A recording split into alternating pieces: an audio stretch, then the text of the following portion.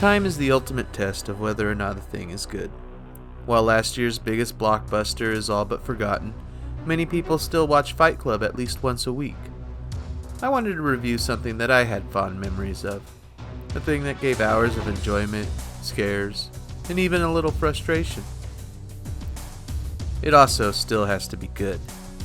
It has to withstand that ultimate test, the true mark of respect given only to the titles that deserve it.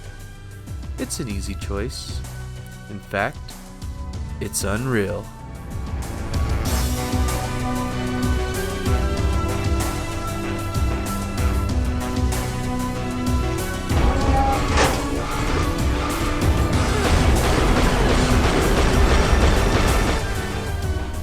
"1998 was an interesting year. The Clinton cartel was halfway through its second term, DMX was barking at random people, and home consoles dominated much of the gaming scene. While everyone was about their PlayStation or Nintendo 64, the PC sat coolly in the back, mostly catering to the FPS crowd. Quake was big, as was Duke Nukem. Most of the action was, however, heavily pixelated at the time. The speed and accuracy needed of the game type meant that the graphics suffered as a result. Unreal stood out not only for its beautifully rendered polygons, but for its expansive levels and engaging story. Sure, there was no cutscenes or anything more than decoded messages in human and alien languages, but the atmosphere and wrecked ships allow you to discern two things. This planet is a UFO graveyard, and that everyone else who is human is now dead.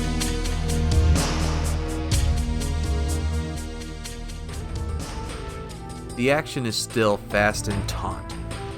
Only quick moves and zigzag strategies can enable you to defeat Scar's enemies, along with other monsters who wish nothing more than to shoot, beat, and tear your butthole to pieces.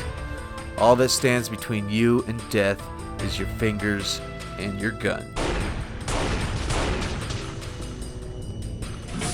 Weapons in Unreal are effective at one thing: killing. From frag shells to rockets, you have to cycle and use whatever weapons you still have ammo for. While Unreal doesn't reinvent the rules of FPS combat, it does refine and perfect them. Every blood splatter and mass of eviscerated meat is just another bump on your journey to get off this shithole of a planet.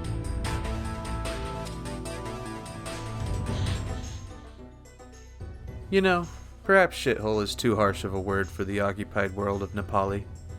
With green canyons, towering spires, deep caves and bases, Unreal feels alive and lived in. Toss in four-armed monks offering help and bowing in subjugation, along with the god-tier soundtrack, and it all gives an idea of just how awesome this game was at release.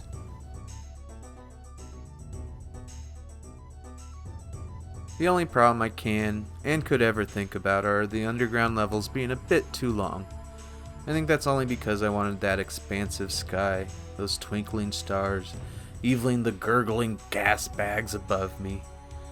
Other than that, I can't really say anything non-positive about this game.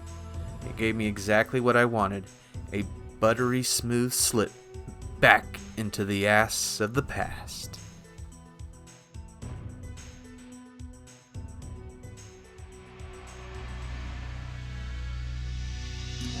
Retro rating, 5 out of 5.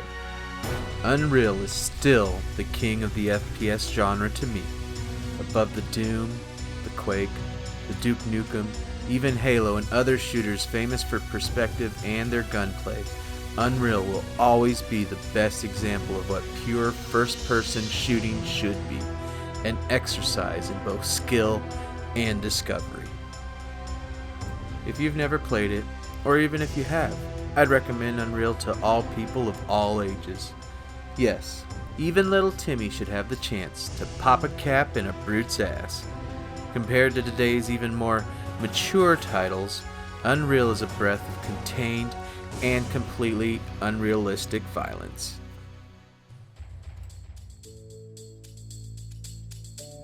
We always look back on the past fondly, even if it really wasn't. But when something of the past is still as good, perhaps better than what we remember, it confirms what we already know. The best has already happened.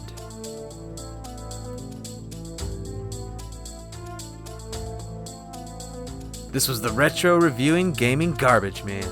Until the next game, strafe to the right. And as always, thanks for watching. Sub and follow on Twitch and YouTube for more videos and streams, along with Minds.com for original fiction and reviews.